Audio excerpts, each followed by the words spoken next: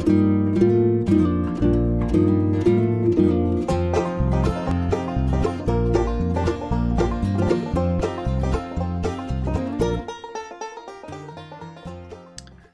Jim Allen here. Kind of a little plug for the Nechville Banjo, which I'm playing almost exclusively now. This particular Nechville Banjo is a 2004 pot. However, I've recently put a new neck on it. It's called the Nuvo neck, designed by Tom Nechville, the president of Nechville Musical Products and Nechville Banjos. A little bit of personal history on myself. I've been playing the banjo I guess 45 years is a roundabout number. I've watched and witnessed and participated in numerous workshops and done a lot of repair for people and adjustments, and let's just say I'm just very passionate about the banjo. I've never attained a level of professionalism to be on the road. I just consider myself an amateur picker, like many of you probably watching this, but it is my passion. I enjoy it tremendously, and it certainly keeps me out of trouble. Thing about a banjo, you know, in addition to being pretty heavy all the time, it's 16 pounds. We all know that banjos have a reputation for not being able to stay in tune. I think a lot of that is the relatively long distance between the nut and the bridge. That, coupled with a very thin gauge wire for a string, it takes very little forces imposed upon the strings to make a change in the pitch of the string. So I mean, just a simple movement of the banjo from the shade to the sun can make the strings fall down, if you will, or go flat. Or you can go from a warm environment into a cold environment, for example, and the strings will go sharp on you. But it's a very fickle instrument in terms of trying to stay in tune. Just a little bit about this neck, however. It seems to have cured a lot of that problem of the strings staying in tune. You know, we banjo players have tried about every combination of strings and bridges and tailpieces, but we still all fight tuning. As a matter of fact, if the players of all the other instruments found in an acoustic band had as much trouble tuning, I think the music would be an outright embarrassment, because all the players would be tuning all the time. But anyway, more to the point about the Nuvo neck, one thing I noticed when I bought this neck from Tom Nechville and put it on, the first thing it took a little bit of getting used to was the fact that the neck is very wide down here below the 5th fret. It's almost the same width all the way down, and I found that to be very comfortable to the hand. I also found out there isn't a 5th string tuner sticking out right here that you had to raise your thumb up and over if you're going up the neck and down the neck. It's almost very streamlined. This little 5th string capo right there is just very low profile, and the neck is extremely comfortable, and I've grown to like a radius neck as well. Another couple of great advantages to this Nuvo neck is this onboard rolling capo stays on the banjo, so therefore it isn't going to get lost or stolen or misplaced. The 5th string stays on it as well, so when you take your banjo out of the case, it's ready to go and change keys right away. So a couple other little advantages I've noticed is this little nub here, this 5th string capo, to me it psychologically just suggests it is the 5th string, as if it were a tuner right there. I mean, I've played the traditional banjos for years, and I can tell you that seeing that 5th string there is just something I subconsciously know it's there.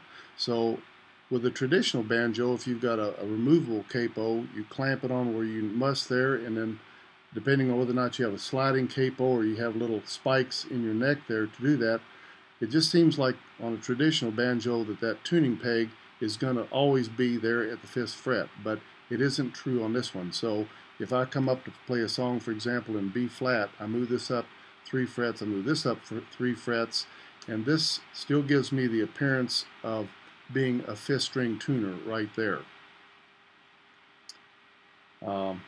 You probably notice I can change really quick, so if the leader of the band says, okay boys, let's get in B and play a song, I'm just boom and boom, I'm in B just that quick. It's It's very, very quick. He might change his mind and say, let's go back to G. It's there. It's in G already. And just notice how it stays in tune. That's in tune in G, and so if we want to come up and play a song in C, there's C, there's C, and it's just there. It's just come back to A if you like, and there's there. It's in tune. I'll just say right off the bat that my time spent tuning a banjo on stage has been cut probably by 3/4. I mean, I'll do a little bit of tweaking as any instrument will. Sometimes if I find myself sharp on a string, I'll just simply push that string and hold it down to the head for about a second. That's about all I take. So it's just such a comfort to play this neck. It feels good in my hand, and it just stays in tune. And I just think Tom Nechville has gone above and beyond with this neck, as he has with the pots, to simplify and improve the 5-string banjo. What I'd like to do now is to familiarize you with my particular Nechville. This is a 2004 Healy mount pot, and I've attached the Nuvo neck to it. First thing you might notice is the neck, as you look straight down it, it pretty much stays almost the same width. It's slightly narrower up at the nut than it is down at the pot, but it's a good true neck all the way down. I've selected a radius fingerboard and also cocoa bowl of wood with just a simple stars and planets inlay. It's very, very comfortable on the fingers to play. There is the 5th string capo, and then there is the onboard capo for the other strings. Notice that on both sides of the neck we have a brass track that the pins roll in on that side right there, and we can flip it over and you can see the brass track there. The same brass track is also home for the 5th string capo, which goes up and down anywhere you want to put it. So if it's time to change your song from a G, which is open, to an A, we just simply slide down to the A position, and we'll slide the capo down to its A position right there as well, and it just stays in tune, just stays in tune all the time.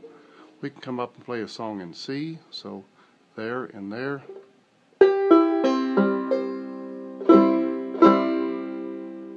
Very true tuning.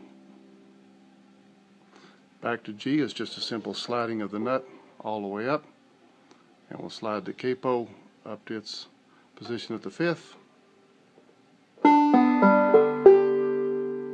Sweet tuning again. And that is the Nechville Nuvo neck. What I'd like to do here now would be to play a song like Cripple Creek in different keys and show you how easy it is to change the capo and the pitch of the song. So here we are in the key of G.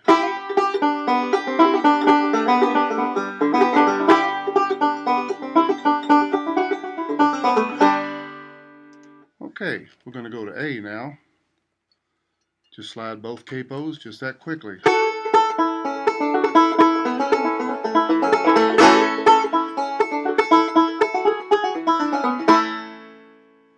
Now let's come on up to C.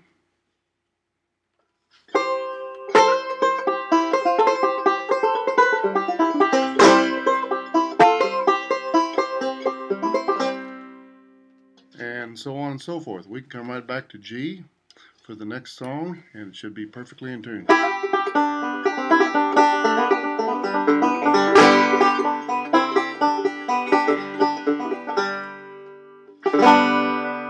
In perfect tune. What I'd like to do now is to take my 1934 Gibson Style 3. It has a Robin Smith neck, and we have a page capo clamped on the upper neck, and then it has the HO scale spikes on the side to change the pitch of the 5th string. So let's do the same drill with this banjo here.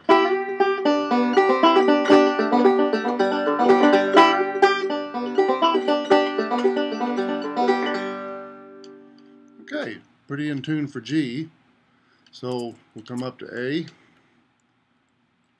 clamp and unclamp, and clamp again the capo, and we'll slide the fifth string under there. So what I would predict before I even hit the strings is that the third and the fifth string will be sharp. Let's see if they are. Indeed they are. So we'll bring the third down and the fifth down.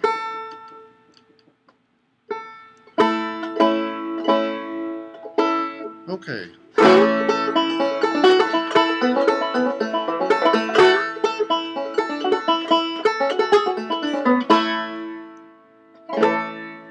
Okay, let's just, for the sake of brevity, go back to G tuning now. We'll just restow the clamp with the capo back up there and unclamp that. Now let's see if we're in tune in G. The fourth is sharp. Fifth is flat.